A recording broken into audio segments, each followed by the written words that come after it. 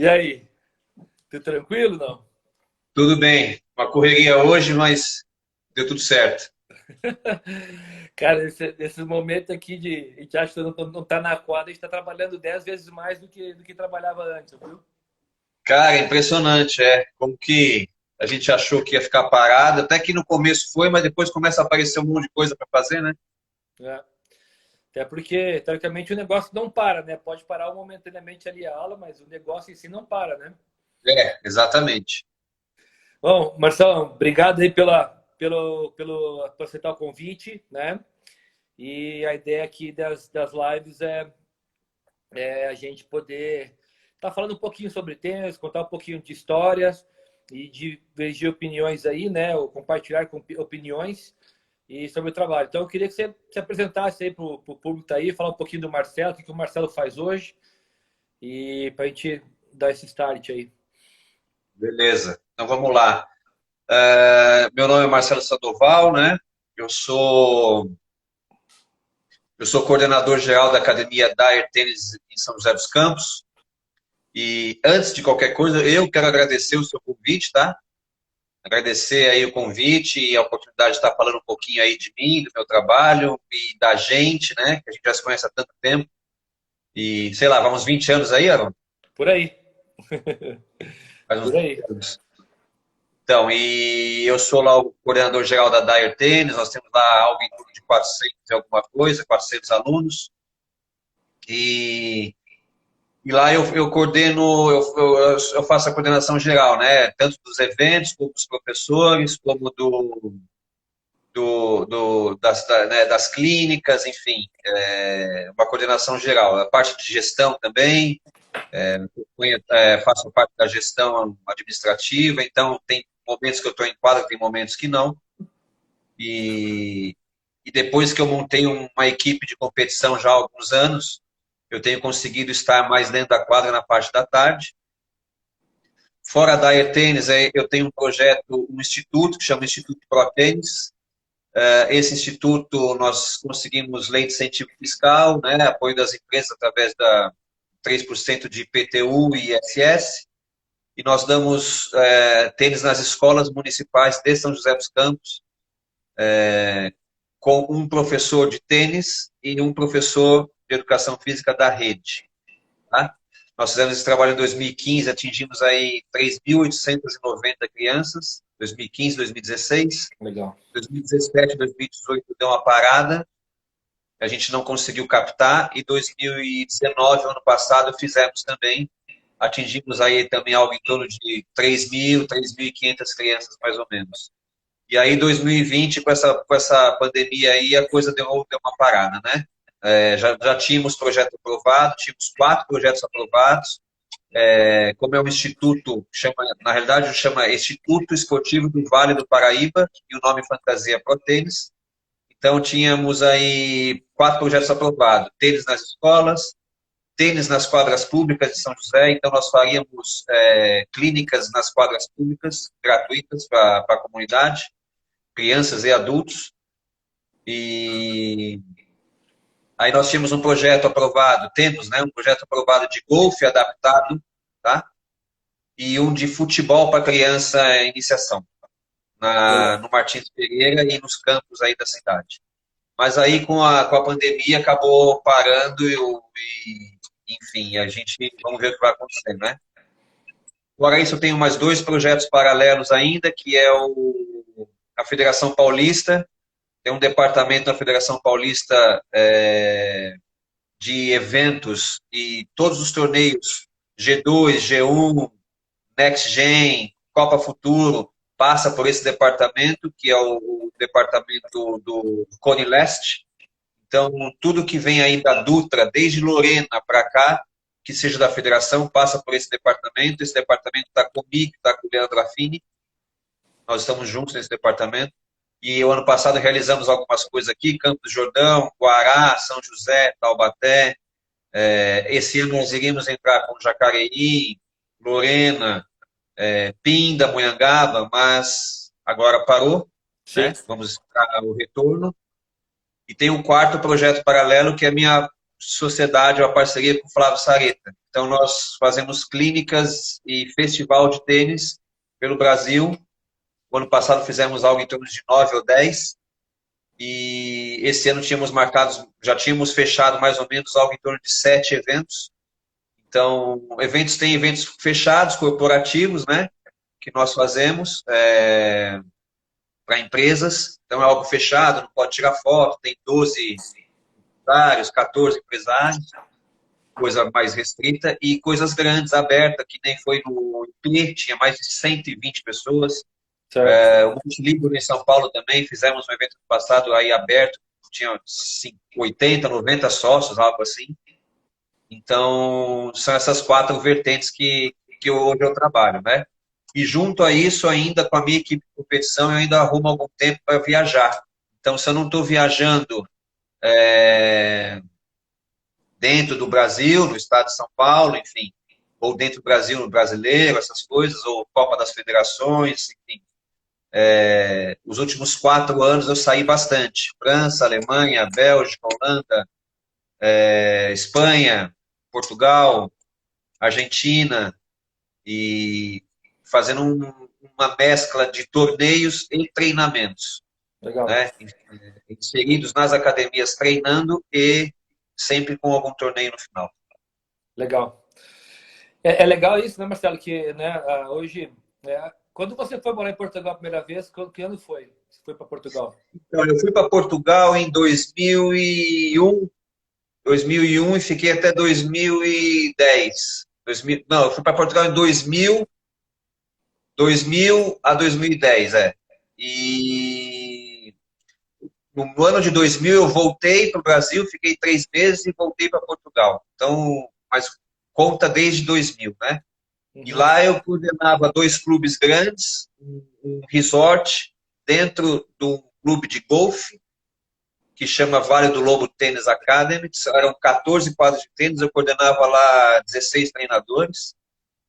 E esse clube era só para estrangeiros. Não tinha muito portugueses. Então, eu só falava português com a secretária, basicamente. Os professores, a maioria estrangeiros. Lá pega muito inglês lá, né? Muito inglês, muito alemão, muito francês, muito holandês e muito russo. Então eu ficava lá o tempo todo em quadra, basicamente, até a coisa crescer, porque a coisa cresceu depois de uns 2, 3 anos, 2003, 2004, que a gente deu um boom, que eu montei lá uma equipe de competição também. E depois nós pegamos um clube para residentes, que fica no Algarve também, mas do outro lado da região que eu estava. E lá nós trabalhávamos com 12 quadros, eu coordenava mais 12 treinadores. Eu coordenava lá algo de 36 treinadores, mais ou menos. E lá era mais um tênis social, algo mais para os residentes. Nesse outro clube de estrangeiros, eu montei uma equipe lá. Comecei com uma equipe juvenil, jogando ali. A equipe foi ganhando corpo, aí nós começamos a jogar ITF, começamos a jogar alguns quali de field, essas coisas. Chegamos aí até jogar algumas coisas de challenge. E lá pela gente, por nós, foi legal que passou lá o João Souza, passou a Navarro, ficou conosco um tempo, o Gubs, quem mais passou conosco lá? Feliciano Lopes, ele tinha uma namorada, quando ele vinha para Portugal, ele treinava lá conosco. Tinha bastante espanhol com a gente, como é que chama ele? O Javier, bom, não me lembro sobre o nome agora, esse cara bateu ali uns 300, 400 do ranking também, depois parou. Tinha alguns portugueses com a gente, passou o Gastão Elias, ficou conosco, o Gastão Elias ficou conosco uns 7 meses, mais ou menos. Lá foi bem interessante, foi bem legal.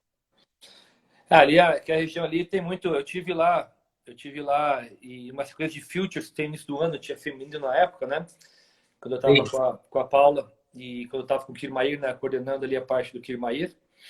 E então ali Vale do Lobo, Quarteira, Portimão, né? E aquela região ali, né? Então tinha. Eu lembro que eu fiquei um mês seguido, alugamos a gente alugou um apartamento, acho que foi em Quarteira, se eu não me engano. E ficamos um mês ali, 4 torneios, choveu 26 dias. Putz, foi um caos ali para jogar torneio e achar. Janeiro, né? É, Janeiro, foi né? final de janeiro e fevereiro ali. É Putz, isso mesmo. então a região ali, mas é uma bela região ali. O Clube Vale do Lobo ali é um belíssimo clube, né? A estrutura ali. E ali a gente tinha um acesso muito fácil, ali tem o aeroporto de Faro, né? É, Então nós pegávamos o voo ali, cara, e dali a gente jogava Espanha inteira, inteira, inteira, inteira, inteira. Aí saía para França, saía para Itália, tudo muito fácil, né? Muito perto, barato, né? E às vezes a gente ia de carro jogar. Então, sabe, 2, 3 carros, ou uma van, 2 vans. Pô, você anda 1 hora, você está em Sevilha. é, Aí a gente subia para aquela costa ali da Andaluzia jogando, jogava em todas essas cidades, né? Ayamonte, né? Até chegar em Sevilha tem Isla Cristina, tem várias cidades com muita coisa de tênis acontecendo ali na Espanha, né? é. E pô, a gente fez uma vez Faro, uma vez não, várias vezes, Faro, Madrid, em 3 vans, 5 horas de viagem, cara. Muito. É muito louco, né? É louco. Aí você chegava em Madrid, jogava lá, ficava lá 4 semanas. Então, não é nem gira, né? Não é nem gira. Você estava ali na outra cidade, ali do lado, como São José até, sei lá, Santos ali. Né? Absurdo. Eu acho que São José Ribeirão deve ser por aí, isso deve ser uns 400 É, quilômetros, né? exatamente. Um pouquinho para cima ali, né? Mas sabe que é engraçado estar falando assim, né, desses projetos, assim, a gente trabalha há muito tempo, né, com competição, eu trabalho, hoje você acaba tendo, né, um centro de treinamento, e aí você tem que, né, ter a parte da gestão, né, do negócio, e quem acaba, né, você tem no caso aí, muito tempo fora, tem uma outra vivência, você acaba tendo, né, o que a gente conversou ontem no grupo, um Red Pro, né, e Exato. então você acaba dominando. Então, e a gente acaba tendo que fazer mais coisas ali junto, né? É, E hoje, né, a gente tem o nosso centramento também, que é bem. O centramento é focado somente em informação, né? Informação. Mas aí tem a parte dos eventos, né? Que eu tomo mais à frente. Então, são eventos, é coisa de movimentar a cidade, movimentar o local, ter mais gente, né? Atuando.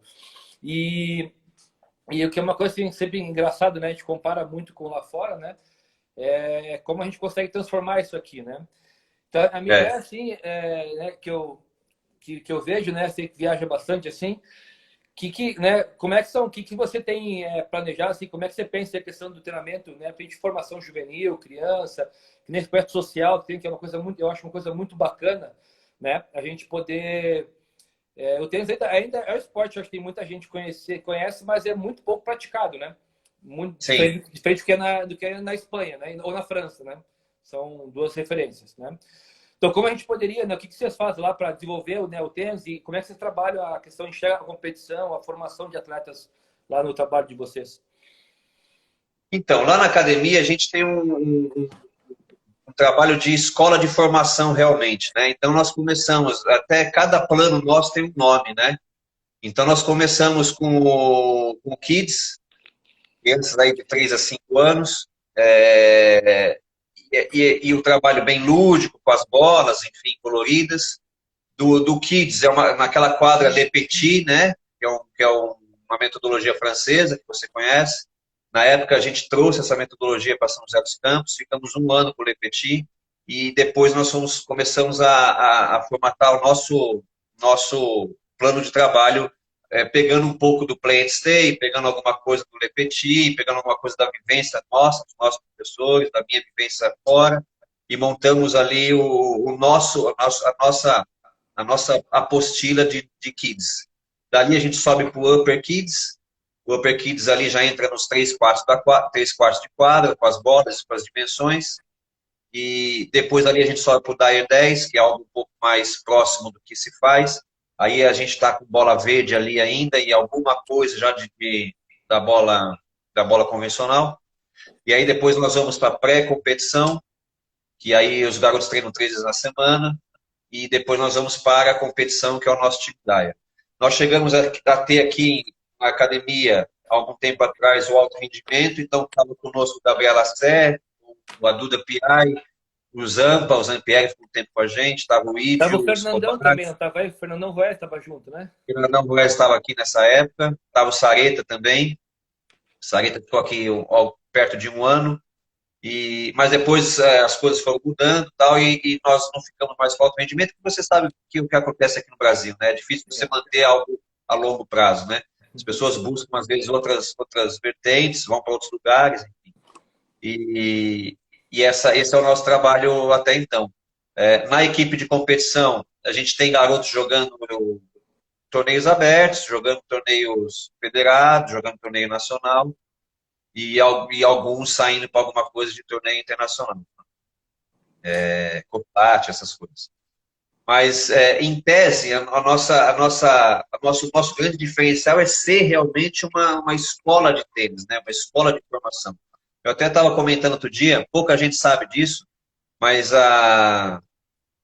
nós temos hoje, em São José dos Campos, N professores, vários professores de tênis. Eu não vou ficar citando o nome de todo mundo, mas é muita gente. E eu estava fazendo uma conta outro dia, em todos esses anos que existe a academia, tirando dois, todas as outras pessoas, todos os outros professores que trabalham com tênis em São José dos Campos, ou foram da nossa equipe de competição, ou trabalharam conosco dentro da academia. Todos, todos. Então é gratificante, né? Aí é o que a gente fala.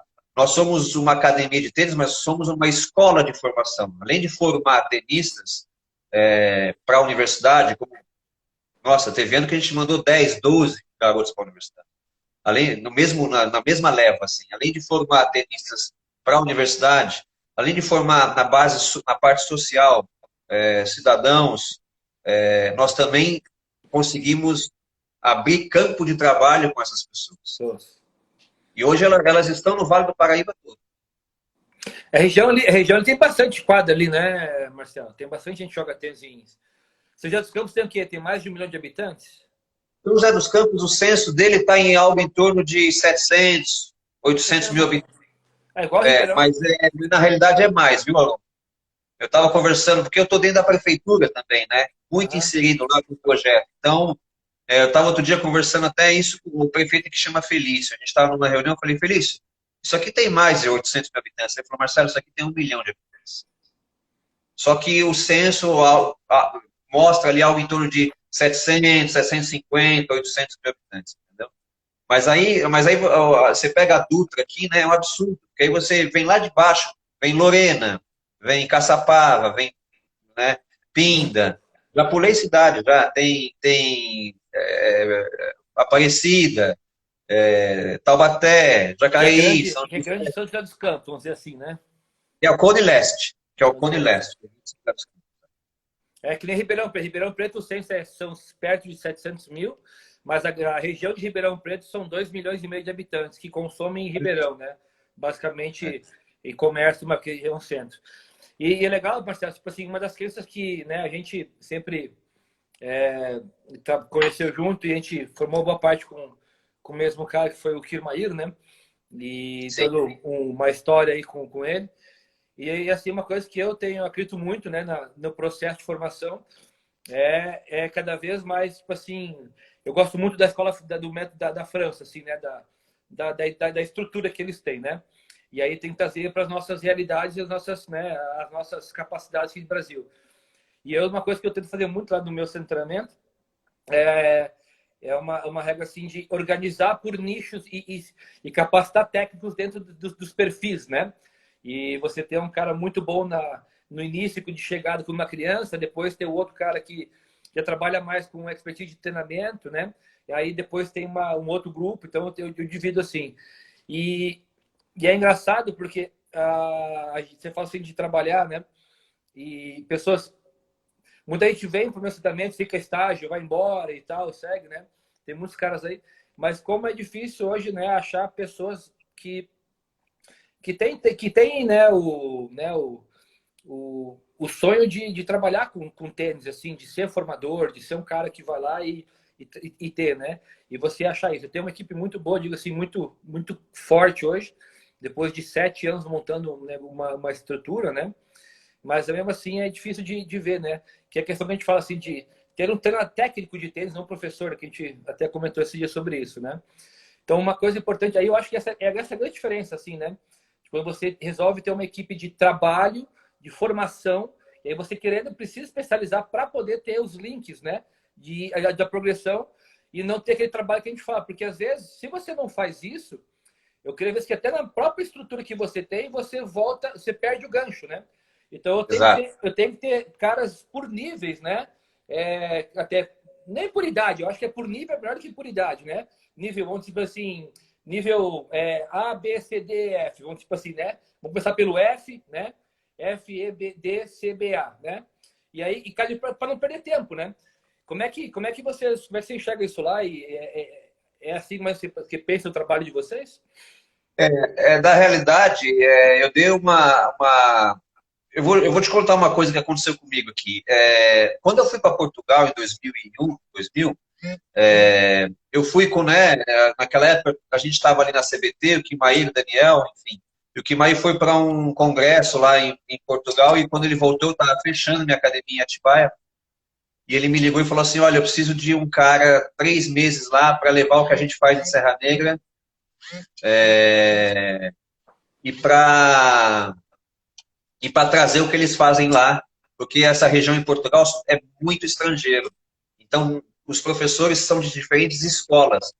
Eu queria que você desse um apanhado geral e daqui 90 dias você me trouxesse o que você pegou de experiência lá. Eu falei, tá bom. E aqui no Brasil, na época que eu fui, né, eu já era um cara, né, a gente estava ali na equipe do Kimaí, né, dava os cursos junto com o Daniel, né, de uma forma ajudando, enfim.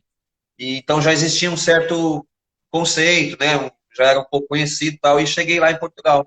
Eu cheguei para 90 dias, fiquei 10 anos, mas eu voltei para passar as coisas para o Kimaíra, arrumar algumas coisas da minha vida, para depois chegar lá. E eu vou te falar uma coisa, quando eu cheguei lá para morar, e eu comecei a trabalhar, né, eu falei, nossa, cara, eu estou muito atrás. Eu estou muito atrás disso daqui. E aí eu comecei a sair para fazer curso, Uhum. né? Fui para Madrid, tirar aquele registro do medieiro, que você sabe qual é um registro profissional. Tirei esse registro profissional, de técnico profissional, enfim, fui buscar coisas, né, fui buscar cursos que tinham da ATP, então corri toda a Espanha e tal, para pegar a bagagem para poder, porque ele me deu uma academia com 14 quadras, 16 treinadores e falou, coordena, né? E eu, brasileiro, com um inglês, com um cara da Nova Zelândia, com outro australiano, 3 franceses, com 4 espanhol, e os espanhóis olharam para mim e falaram, eu vou ser coordenado por esse brasileiro aí? Sinceramente, estou falando a verdade. Você que está cheio de gente ouvindo aí, foi isso que aconteceu. Você imagina 4 espanhóis, você coordenado por esse brasileiro aí. Então eu fui buscar informação. E aí a primeira coisa na época que eu vi é que existia tudo muito bem separado. Professor de tênis é professor de tênis, treinador de tênis é treinador de tênis. Eu estou falando uma coisa de 20 anos atrás que aqui no Brasil continua misturado. Aí o professor de tênis dava aula social para adulto homem. E tinha o professor de tênis que dava aula social para adulto mulher. Aí tinha a professora de tênis que dava o kids. Aí tinha o cara que fazia a intermediação da pré-competição. Aí tinha o cara, entendeu? Sim. Cada um no seu quadrado. Exato. E tinha o head coach, tinha tudo aquilo. Quando eu voltei para o Brasil, em 2010, para assumir a academia aqui, eu voltei para o Brasil através do Meligene, que eu levava o Meligene para fazer os eventos lá em Portugal. Só não levei o Guga, mas levei muito tenista brasileiro para fazer, tanto para jogar o Grand Champion, que nós trouxemos para o Brasil em 2007, se eu não me engano, como para jogar um evento que a gente estava começando o beach tênis, e aí eu levava alguns brasileiros para fazer uns jogos, exibição. E aí, quando eu venho para o Brasil, o que eu fiz? Eu queria ficar perto da cidade onde estava meu pai, porque a gente estava com problema de saúde, ele estava com problema de saúde. Eu falei, eu não fui nem muito por grana, tal, eu fui vendo onde ficava mais perto e vim parar em São José. Tinha proposta do Pinheiros, tinha proposta do Espéria, tinha proposta, enfim, na época. E aí eu falei, vou ficar em São José porque fica fácil para ir e voltar, é só 50 minutos e tal. E aí eu peguei e fiz aqui na academia, eu repliquei o que eu vi lá. Então, tudo isso que eu estou te falando, eu tenho aqui o professor que só dá aula social. Esse aqui só dá aula social, o perfil dele é mais para adulto, ele vai trabalhar mais com adulto. Ah, mas esse aqui é mais para adulto mulher, ele vai trabalhar mais com adulto mulher. Ele não vai dar kids, ele vai trabalhar... E eu fui, e quando eu cheguei aqui em São José, tinha 130 alunos na academia. Aí, na época, eu pedi que fizessem uma quadra para criança e que eu fizessem mais 3 quadras. Foi feito e nós chegamos a 620 alunos, mas muito rapidamente. Porque também tinha uma coisa importante que ajudava muito na época, que era você entrar nas escolas. Sim. Hoje em dia não consegue mais. Então eu entrava na escola, fazia um trabalho lá, ficava uma semana acampado lá dentro, dava isenção de matrícula, 20% de desconto e a criançada vinha fazer aula. Hoje em dia a escola está muito contra a gente em relação a isso, porque eles têm os cursos dentro das escolas, né? Tá, fechadas, né? Fechar, é. E aí a gente deu um boom assim e manteve aí essa divisão, entendeu? Né? E é engraçado porque, assim, né, uma das coisas, eu acho que e é difícil de você, eu falei, é difícil especializar, porque no Brasil, como a gente tem ainda, né, a nossa loucura econômica e política que a gente vive sempre, né? Não que seja uma justificativa, mas acaba sendo sempre isso aí, né? Então, o professor, ele vira professor treinador. Então, ele dá aula pro juvenil, mas também trabalha a senhora de 50 anos, né? O iniciante lá que, né, veio jogar, e ele não acaba tendo o foco ali e perde-se isso, né? E, então, Ele tem que fechar a conta, né, cara? é, Ele tem que fechar a conta. Então, ele começa de manhã, 6 horas da manhã, aí ele dá aula até as 9, social para o que tiver, aí das 9 até as 11 ele pega os moleques, que aí é uma competição, aí entra à tarde, ele pega os moleques também, que é uma competição, aí ele chega à noite, ele vai dar mais aula social. Quer dizer, aqui está, né, tá misturada a coisa, e é difícil mudar, porque a remuneração, que nem a remuneração na Europa é muito diferente do que a nossa. né? Mas na minha época era muito mais do que é hoje. Quando eu morei lá 10 anos, 12 anos, a remuneração era maior do que é hoje. Então, eu tive lá agora na França, estava conversando com a equipe do Mouratoglou e com ele, um treinador de tênis lá não ganha tanta coisa. Ele não ganha lá, não ganha 10 mil euros, não, não. Ele ganha 2 mil euros, 2.500 euros. Só que as coisas também são mais baratas. Sem fazer a conversão, você ganha em euro, você gasta em euro. Você ganha em real, você gasta em real. O cara tem uma qualidade de vida melhor ganhando 2.000 e 2.500 euros do que se um cara ganhasse 2.000 e 2.500 reais. Não pode fazer conversão. O que ele faz com o número 2.500 aqui? O que ele faz com o número 2.500 lá? Ele faz muito mais lá do que aqui. Então o cara consegue só dar treino, viajar com os moleques, todo final de semana, fazer giras, e aqui é uma tortura. Você estava me contando daquele valor que o Gustavo gastou? cara, a conta não fecha. Não, é meio. Tipo assim, você tem que ter muito peito para fazer isso, né? No Brasil, de forma privada. Muito peito, né? Muito. E é engraçado, mas tipo assim, a gente fala de Europa, porque em Europa, se você. Né, a gente tem vários amigos lá, você também tem, eu tenho vários amigos brasileiros que estão lá, né? E eles ganham. E é diferente, vejam, porque tem uma estrutura melhor. Mas também tem um sonho, né? Que eu acho que é interessante, que eu acho o treinamento juvenil, e nas conversas que eu tenho feito aí dias com tudo, né? A gente fala de transição. Na verdade, a transição é muito mais um sonho de que cada um tem um projeto bem estruturado, organizado, do que se o cara joga bem tênis ou não joga bem tênis, né? Que Exatamente. não é essa questão de nível. Que o cara, óbvio que tem que ter nível, né? Óbvio, não vai chegar. Tem que ter algum diferencial. Mas se você for para a Argentina, os caras abrem mão com 12, 14 anos, os caras ficam ali no sonho, né? A gente não tem. E eles têm isso também, né? E economicamente eles são um país tão ruim quanto o nosso, né? Com tantas debilidades quanto as nossas, né? Você sabe que eu tive eu te falei, né? Nos últimos 4 anos, eu não sei quantas vezes eu fui para a Argentina. Eu tive agora, né? Agora, no Carnaval, em fevereiro. Eu vi. Cara, assim, a diferença é tão grande, cara. É tão grande. O comprometimento do treinador, né? Eu não estou falando mal aqui da nossa classe aqui no Brasil, estou falando a diferença. O comprometimento do treinador, a diferença do garoto é absurda. É absurdo. Aquilo lá é a vida do cara. É isso mesmo. E economicamente, eles estão muito pior que a gente. Eles não estão igual, eles estão muito pior que a gente. O moleque estoura uma corda no treino, ele fica preocupadíssimo, sabe? O cara está com o tênis rasgado. As bolas do treino são horríveis. São horríveis. E aí você vê, aí o cara fala, mas como é que sai tanto tenista de lá? Porque a mentalidade do atleta, do garoto já é diferente.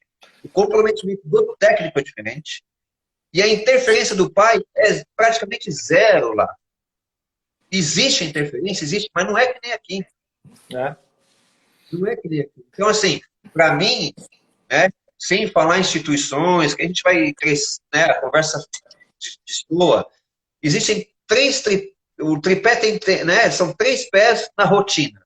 Vamos falar da rotina, não vamos falar de, mas a federação, a confederação, a ITF, não. Vamos falar da rotina ali, de acordar, de ir para o sol. Tem 3 situações envolvidas nessa rotina. Na rotina. É o pai, é o garoto e é o treinador e sua equipe. Essa é a rotina. Concordo. Depois você vai ter aporte de empresa, você vai ter ajuda, se não vai, é outra conversa. Vamos falar da rotina. Essa rotina no Brasil, os 3 batem cabeça o tempo todo. É o tempo todo batendo cabeça, é o tempo todo confronto, é o tempo todo... não existe um trabalho a longo prazo. Aquela conversa, acho que foi você que falou ontem no fórum, e não sei quem te falou. O problema no Brasil é que o juvenil brasileiro, ele está sempre começando um trabalho. É isso aí que a gente começou. Ele está sempre começando um trabalho. Ele fica com você 1 ano e meio, aí para. Vai para o outro porque o outro é mais bonito. Aí no outro, quando chega no outro, ele fica 3 meses e vai para o outro, fica mais 1 ano e meio, vai para o outro, fica 2 anos e meio, está sempre começando o trabalho. É. Acho que foi isso, acho que alguém comentou que, acho que o João comentou, o Sweat falou uma coisa sobre isso também, né? Que não tem um programa, mas muito bem que a gente fala assim, ó, e às vezes, né, no próprio, se você não tem uma estrutura de treinamento organizada, de escola mesmo, no seu próprio trabalho você não consegue manter essa linha, né? Então, Exatamente. Fica lá, né? E eu tenho ido para a Argentina muito, tenho uma parceria com o técnico em Buenos Aires, Willy Franco, que coordena também os treinos da Federação Argentina de Tênis, da ITF, ele que ministra também lá junto. E é engraçado, você vai para lá, né? Tudo lá é muito mais, tipo assim, em termos de academia, é muito mais simples, a quantidade de aparelhos, não é academias top primeiro mundo, como a gente quer no Brasil, né? Todo lugar tem uma academia top primeiro mundo, é impossível, economicamente falando, né? Então, essa estrutura do treinamento, eu acho que ela passa por isso mesmo, pelos 3 pilares, que concordo, que é pai, jogador e treinador. E nessa aqui existe uma... E aí eu acho que quem falou isso foi o Cristiano, que trabalha em Valência, que o Tony Nadal falou assim numa coisa assim, que a parte mais difícil de um técnico, que já é difícil pra gente, é que a gente tem que mandar, a gente é empregado, né, do nosso patrão, que é o jogador, mas tem que mandar no patrão, né? Então, ou seja, como é que é feita essa equação? E essa conversa, se não tem uma questão de entendimento da cultura, e aí o que chega para mim e eu percebo, né? Como a gente tem um jogador muito destaque, né? Que é o Gustavo Eide, ele tá, né? Jogando bem, fez ponto na ATP com 16 anos, a gente já, né? Foi para a Europa com 16 anos, já ganhou torneio na Europa, para os Júniors, né? Então, tipo assim, é meio que tipo assim, diferenciado. Então as pessoas vêm chegando aqui, elas pensam assim, quero jogar tênis, mas elas não têm noção de quanto vai gastar. Hoje a minha conta, Marcelo, que eu faço aqui, em 10 anos é 2 milhões e meio de reais. Certeza. 2 milhões e meio, com câmbio, com tudo, não tem o que fazer, né? E aí nisso vai ser... aí numa viagem que a gente fez para a Europa em 2018, eu teve um menino que foi junto lá, né? Estava começando, ele era mais, tem um bom perfil, é um bom competidor, mas não estava muito acostumado com vitórias desse nível, mas foi junto. E o cara foi lá, o cara ganhou em 4 torneios, ganhou 2 jogos. Certo? E aí fala assim, se você for contar, o cara fez um custo de viagem de, sei lá, 4 mil pro jogo. Né? Aí você fala assim, porque você faz esse cálculo. O outro que venceu 20 partidas, o custo saiu o quê? R$ 500 por jogo. Vamos dar um exemplo, né? Não foi isso. Então, assim, e tem entendimento que vai ter um investimento, que você, a hora se você vai pagar na frente para aprender, né? Não vai ter o êxito, mas ao mesmo tempo, se tem perfil, você tem que jogar para cima. Mesclar calendário e tudo mais, né? Joga embaixo, né? Então, quando chega a família, assim, esse entendimento do projeto, o longo prazo que você vai pegar aqui, que você falou, na Argentina, na Espanha, que você viveu lá e sabe disso, pega o próprio pessoal, você fica 8, 9, 10 anos com o cara fazendo trabalho, né? Hoje o Gustavo começa a jogar até depois de 4 anos e meio, 5 anos trabalhando, então vai para 5 anos de trabalho, né? Então, tipo assim, agora que o cara começa a jogar, né? E aí que você vai, e nem todo mundo vai jogar igual a ele, né? Tem essa questão também, né? Cada um tem o seu potencial. E eu acho que esse é o grande entendimento, assim, né? E isso acarreta muito na formação, porque o que a gente vê é toda hora, né? As pessoas querendo achar a solução mágica, né? Eu sempre falo que a corrida do ouro no final do arco-íris, lá no pódio do arco-íris, né? No final do arco-íris, para poder achar, e não vai achar. E não ter o trabalho. Então, confiar na equipe, confiar no cara que, né, tá lá o técnico, é esse cara que passa credibilidade, tá ali a família, topa a ideia e tem de investimento e projeto, segue com ele, né? Eu acho que esse é o caminho. E você sabe que o que aconteceu com você é raro, né? No Brasil. Gustavo está com você 5 anos. Vai para 5 anos. Isso é raro, cara. Isso é raríssimo. Pega aí, o ano passado eu estava na Copa das Federações, em julho. Você conversa com todos os técnicos que estavam lá, todos os técnicos do estado do Brasil inteiro, cada um do seu estado. Delegação com 10 técnicos, delegação com 5 técnicos, delegação com 6 técnicos, delegação com 12 técnicos.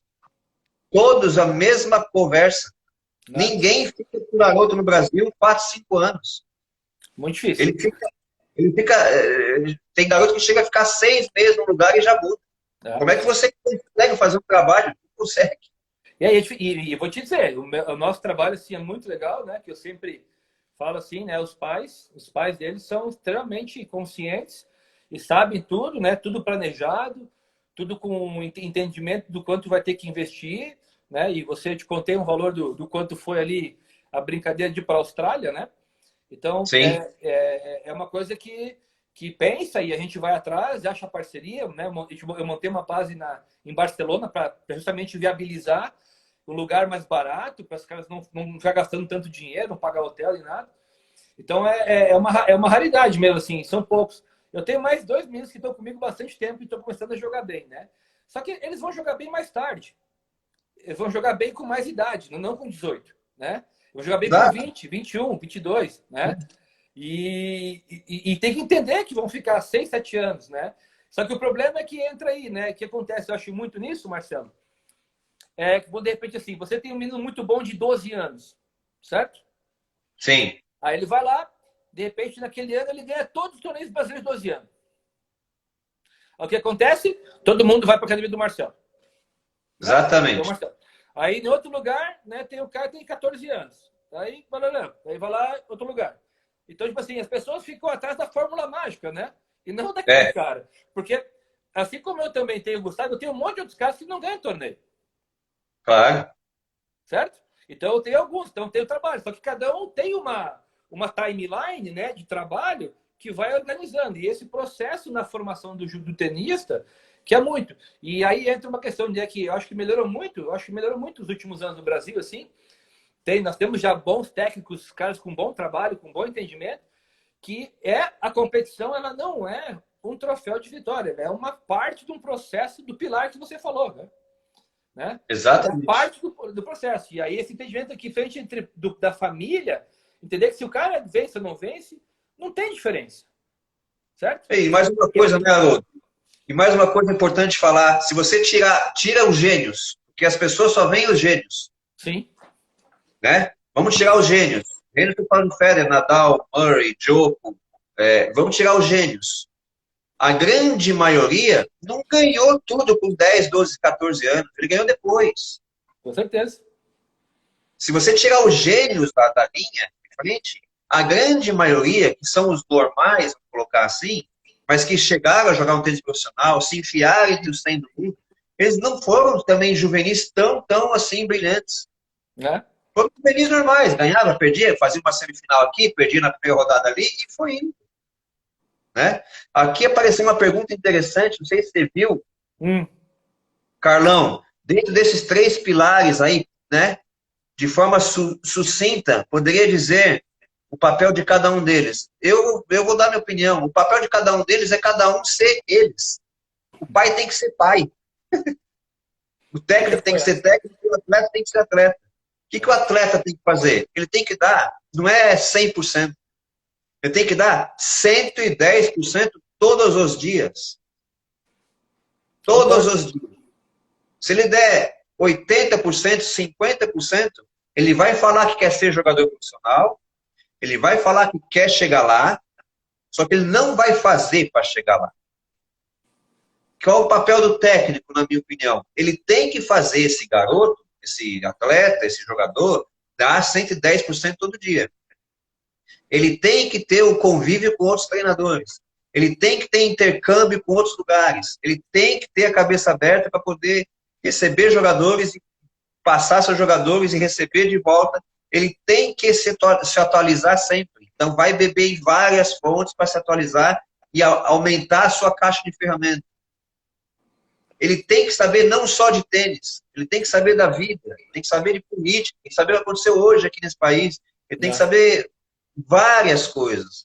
Ele vai para a França, ele tem que saber o que o cara come, qual é a cultura francesa, o que o francês faz.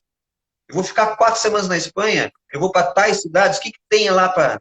Né, qual é como é que vive esse povo que está lá? E passar para o seu treino, pro seu atleta. E estar junto do seu atleta. E ele tem que ser, isso eu aprendi, duro. Tá? Ele tem que ser duro.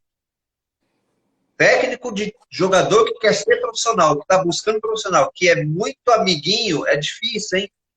Agora, que nem o Cristian falou ontem, né? Cuidado com polêmica, não é polêmica, mas é assim, não dá para você botar um cara para jogar entre 100 do mundo, 150 do mundo, se você não for duro.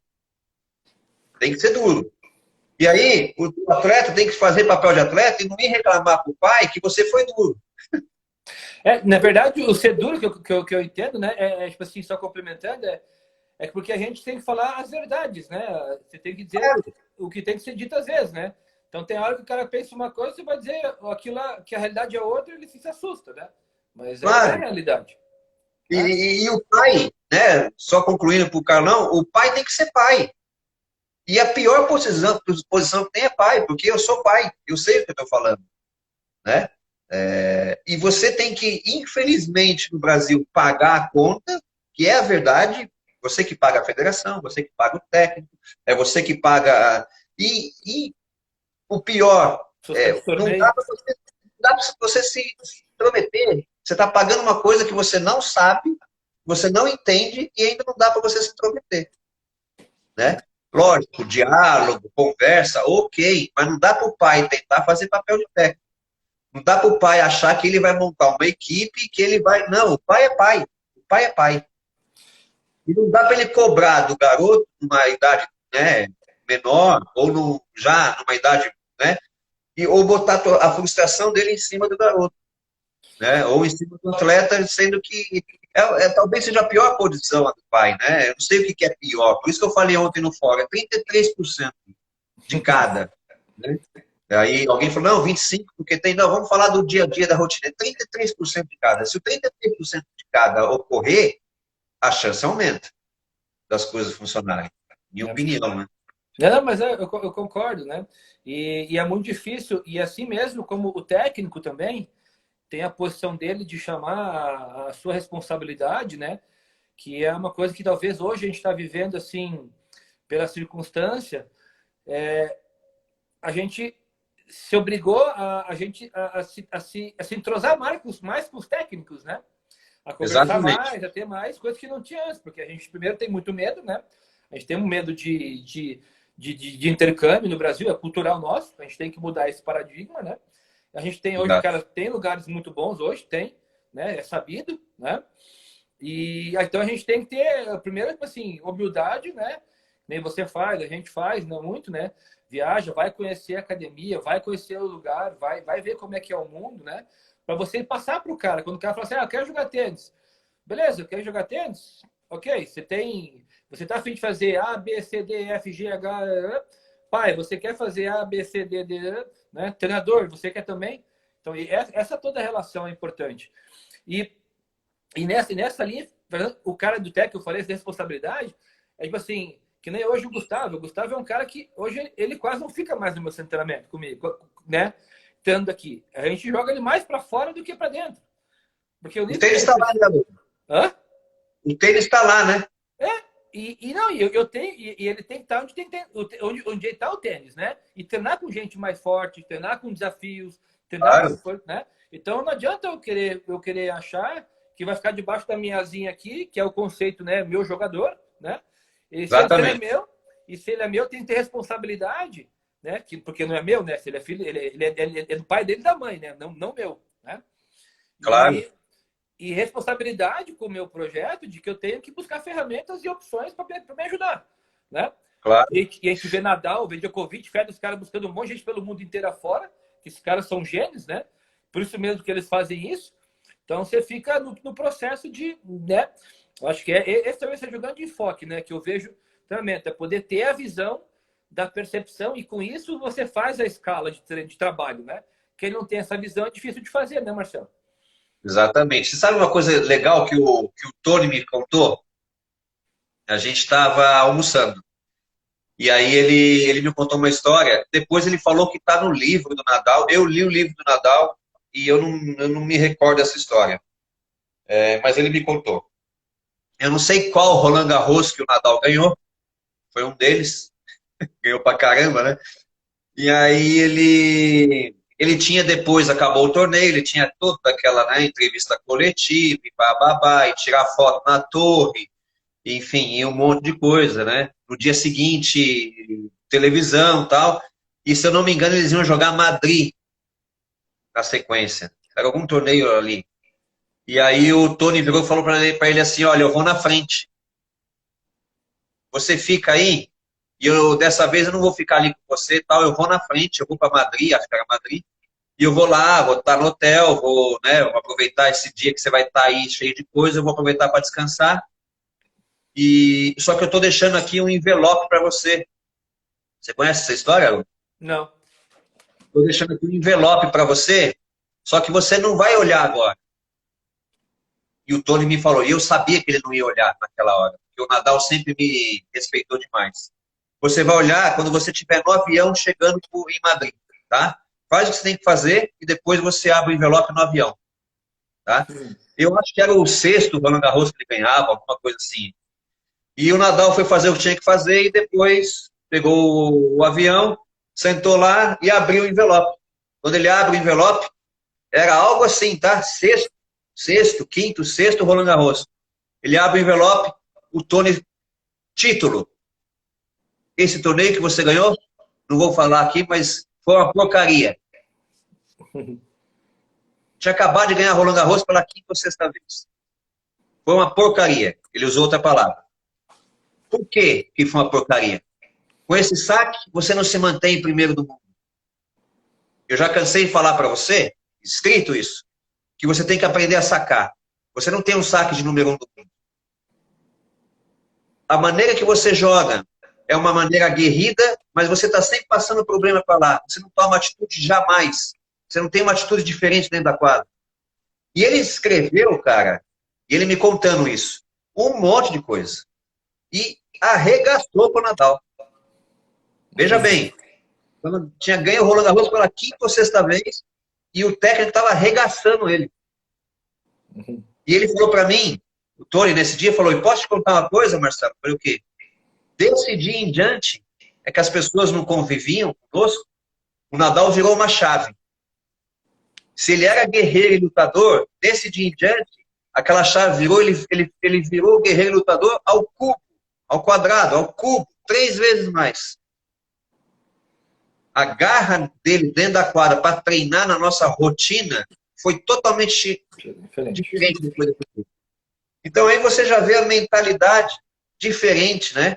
E aí vem a mentalidade do povo espanhol, que é um povo, né, aguerrido, enfim. E que, na minha opinião, os brasileiros que se sujeitaram a isso, por isso que eu também acredito no brasileiro. Os brasileiros que se sujeitaram a isso, o que eles viraram? Guga, Senna, Pelé, Ronaldo. Sim. Se a gente associar a mentalidade do espanhol, o coração do espanhol, um pouquinho do alemão, um pouquinho do francês, está tudo aqui dentro da gente. Com certeza. Com a nossa pitada, né? A pitada brasileira, sai um Guga, sai um Senna, sai um Pelé, sai, entende? Sai um Gustavo Borges, sai um monte de gente, sai uma Daíra dos Santos. E é engraçado, né? E você falando isso é uma coisa que a gente fica pensando assim, porque essa é a função do técnico, né? Não é ficar se vangloriando que conquistou um título, né? E sim com o trabalho, né? As ferramentas que ele vai ter, né? O que vai ser, porque essa é uma... Eu digo que o tênis é uma corrida que não tem fim quase, né? Ela não tem fim, né? Porque você pode melhorar sempre, jogar melhor sempre, e o teu nível pode subir. E o Nadal muda até agora está mudando, né? Djokovic está mudando, né? Então o Nadal para mim eu sou fã dele, sou fã do trabalho dele, sou fã da ideia do Tony, né? Da visão que o Tony tem, né? Um cara que transformou, né? Alguns contextos ali. E eu acho que esse trabalho, né, Marcelo, no profissional ele é chave, né? Mas ele é muito mais determinante na formação, né? Porque a formação não pode ter um momento de você, putz, eu estou bem no fundo, né? Que nem você vê muito 12 anos e você vai ver uma competição de 12 anos na Europa, né? Mas jogadores são tudo jogadores tipo assim de defesa, né? Não tem transição para ataque, não tem transição para frente, né? Então, esse se acomodar aí, e é essa fase. E se você passa dos 10, 12 aos 14 acomodado, como é que você vai gerar isso para frente dos 16, 18, que você vai ver que o buraco é lá embaixo e fala assim, agora tem que mudar, né? Então, é uma mentalidade, provavelmente, que o Tony, a gente sabe disso, que o Tony incutiu na vida inteira do Nadal, né? E você sabe de uma coisa, né? O tênis, ele é um esporte que quanto melhor você fica, mais difícil fica, né? Só piora. Só piora, a situação só piora. Quanto melhor você fica, mais difícil fica. E aí, o brasileiro, por si, ele não tem a paciência de esperar. Ele quer para ontem. Então, mais uma vez eu insisto, por que existem essas mudanças no Brasil? Trocam, que nem trocam de roupa. Porque ele é imediatista. E vou te falar, o pai é imediatista, o técnico é imediatista e o atleta é imediatista. Até a pergunta aqui do Celso Pimentel aqui, né? Acham que é o jogador que se acha ou se acomoda? Né? Acham que o jogador se acha e se acomoda, né? Eu vou falar uma coisa para você, Celso. Eu trabalhei muito com estrangeiro nesses 12 anos que eu fiquei lá. Muito, muito, muito. E trabalhei muito com brasileiro.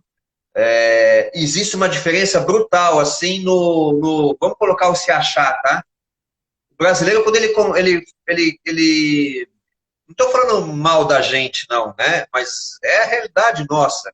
O brasileiro, quando ele conquista qualquer coisa, ele se acha. Ou ele sai mais fácil. O europeu, como as coisas são mais normais, vamos colocar assim, para ele se achar, demora mais, se ele se achar. Eu vejo o europeu muito mais centrado e focado no lá na frente, então isso faz com que ele não se ache, do que o brasileiro, que ele ganha uma coisa interna aqui, uma coisa ali fora, né, no Chile, sei lá onde, no Equador, na Argentina, não sei, ele acha que ele ganhou, né, muita coisa, ou ele acha que ele fez muita coisa. Não estou desmerecendo, pelo amor de Deus. Única coisa que só é importante dizer é bom isso. É bom ganhar na América do Sul, é bom ganhar no Brasil, é bom ganhar na América do Sul. Mas o tênis está lá. O tênis está na Europa. E os números não negam, tá? Quantos tenistas sul-americanos existem entre os 100 do mundo? Quantos tenistas franceses, espanhóis existem entre os 100 do mundo? A média que tem, Marcelo, é 80% do mundo dos tenistas é europeu. Exatamente. Exatamente. E você vê, por exemplo, você tem lá 10, 9, 11 tenistas franceses entre os 100 do mundo. 11 tenistas franceses entre os 100 do mundo são 11%, meu amigo. 10 tenistas espanhóis entre os 100 do mundo é 10%. É Marcelo, vai acabar aqui um minutinho aqui. Vamos dar um final. Isso aqui depois a gente continua mais um pouquinho?